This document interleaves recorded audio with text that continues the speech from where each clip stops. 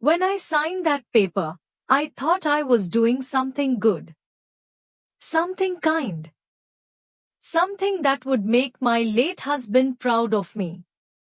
But kindness, sometimes it turns around and tests you. I still remember that day. The air was warm, the sun high, and the man sitting across from me smiled as if the world was gentle. I thought I knew him. I thought trust was enough. 3 months later, I stood by my window watching strangers put up a fence on my own land. That's when I learned what regret really feels like. It doesn't come as a storm. It comes as silence. You just stand there, quiet, trying to understand how something you gave out of love could come back as pain. And that was the beginning of the story I want to share with you today. It's not about money or property, really. It's about trust, and how sometimes the heart can be too soft for its own good. Hello, everyone. My name is Grandma Ruth, and this is my own story. Thank you for being here and for listening with your hearts. If my story touches you in some way, please subscribe to this channel and tell me in the comments where you're from. I love knowing who's sitting with me tonight, listening. And if you have your own story about trust, kindness, or regret, share it. Someone out there might need to hear it. Now, let me take you back to the small town where this all began. I've lived in the same town my whole life. It's not big, but it has everything a heart needs: fields that glow gold in summer, neighbors who wave when they drive by, and mornings that smell of fresh bread from the bakery on Main Street. My husband, Henry, built our little house with his own hands. He was a quiet man, always humming when he worked. After he passed away, the house felt emptier than I could bear. We never had children, but we had land, 6 acres of green stretch behind our home, where we planted vegetables and raised chickens. Henry used to call it our piece of peace. After he was gone, I kept the land because it felt like keeping him close. I'd wake early, brew my tea, and watch the sunrise over those fields. It made me feel safe. But age, as it does, began to slow me down. The soil became heavy, and my back wasn't what it used to be. I couldn't keep up with the planting anymore. That's when David came into the picture. David was the son of my old friend Margaret. He'd just moved back from the city after losing his job. I'd known him since he was a boy, kind eyes, polite, always helping with groceries or fixing fences. One morning, he stopped by with a basket of apples. "Aunt Ruth," he said, though I wasn't really his aunt, "I noticed your fields are getting a bit wild. Want me to help clear them up?" I smiled, grateful. "That would be lovely, David.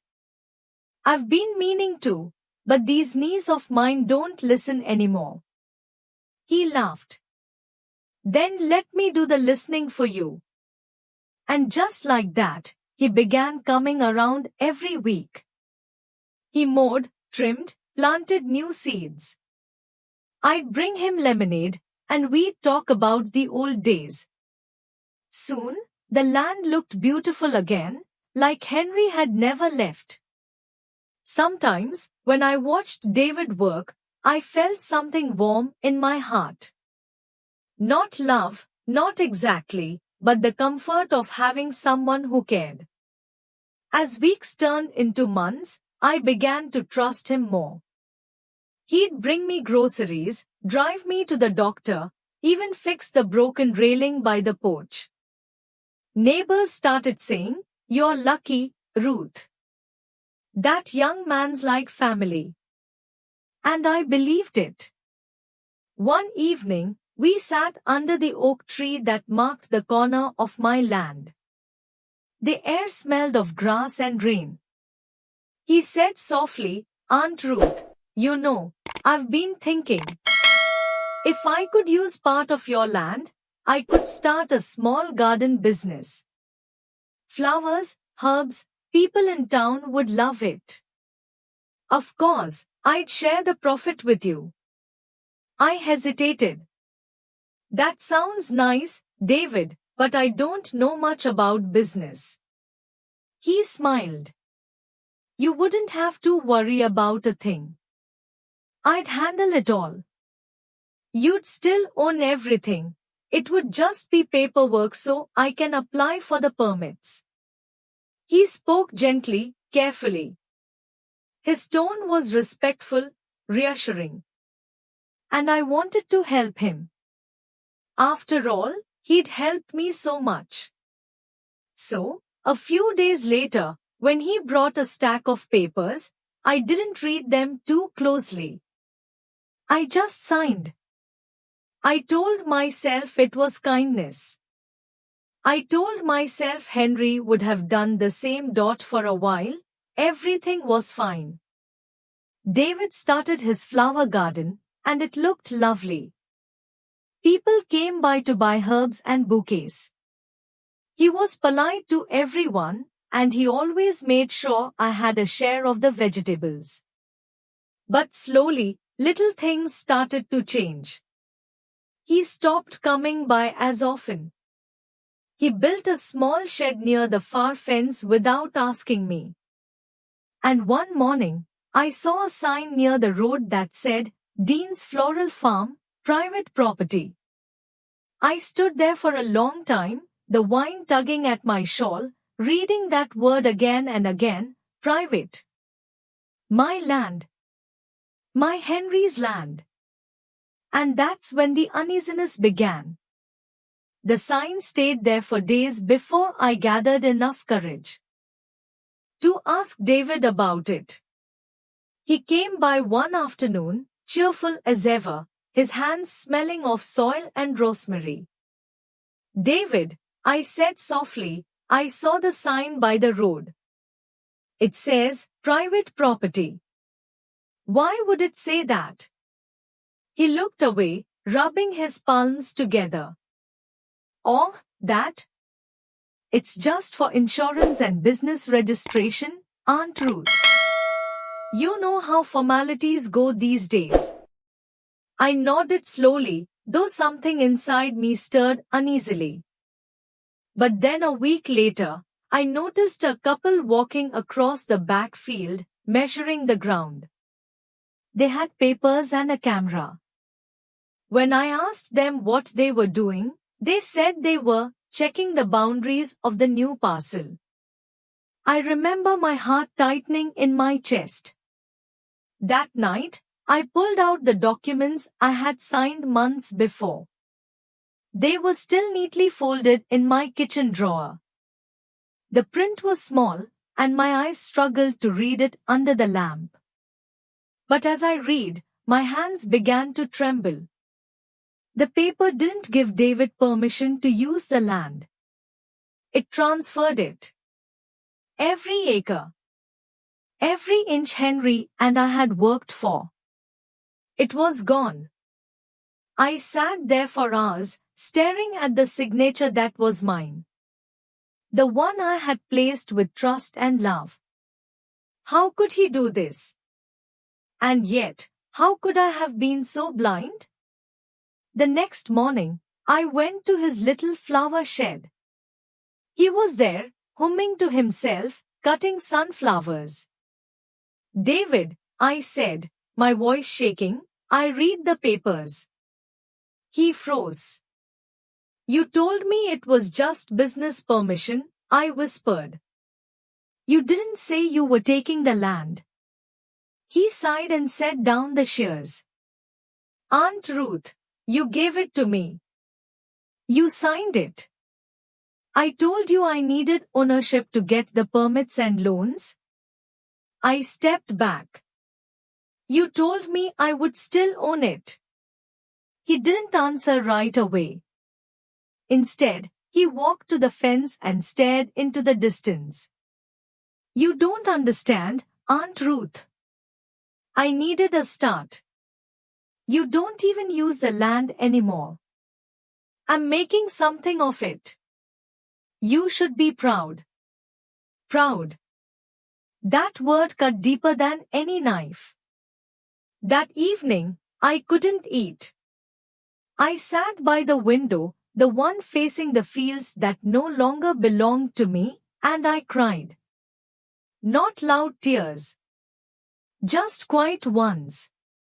The kind that fall slowly and sting when they reach your lips. I kept thinking of Henry, how he used to run his fingers through the soil and smile. I had broken the promise I made to him, that I would protect our land, no matter what. For days, I avoided everyone. Even my friend Marjorie knocked on the door, and I pretended I wasn't home. But word spreads fast in small towns. People began to whisper. Some said I had been foolish.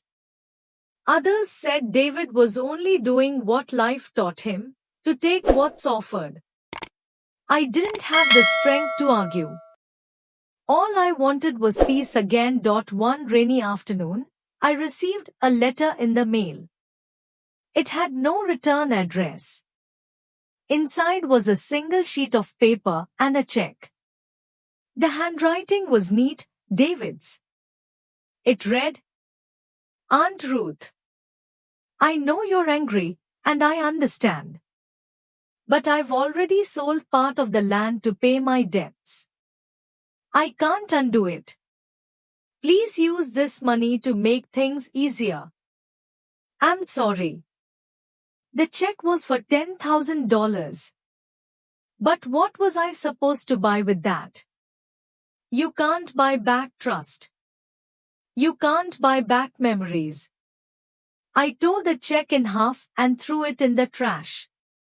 That night, I sat in my kitchen, holding Henry's old photograph. Henry, I whispered, I failed you.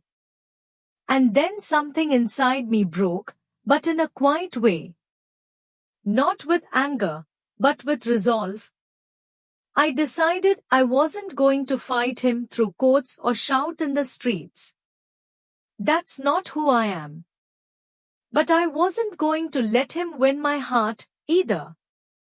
So I began writing letters to the local council, to the buyers, to the registrar's office.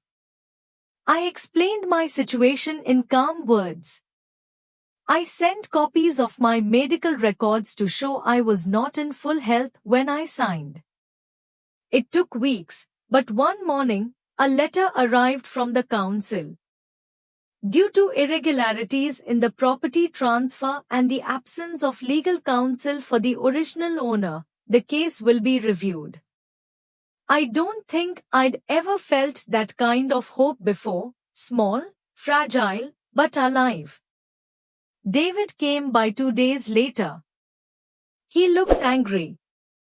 You went to the council, he said. I nodded quietly. I had to, David. You tricked me. He exhaled sharply. You'll just make it worse. The buyers will sue me, and you'll lose everything. Why can't you just let it go? Because it's not just land, I said softly. It's my life story. It's the only place I still feel him, Henry. He turned to leave but stopped at the door. For a moment, I thought I saw guilt in his eyes. But then he walked away. That was the last time I saw him for a long while. Weeks passed. I prayed every morning before I opened the mail, and one afternoon, the news finally came. The council's review had concluded. The transfer was void. My land was legally restored. I held that letter close to my chest and wept, not just for relief, but for what was lost in the process. Because sometimes, when you win back what was taken, you still lose something along the way, your innocence, your trust, your warmth toward others. Life became quiet again.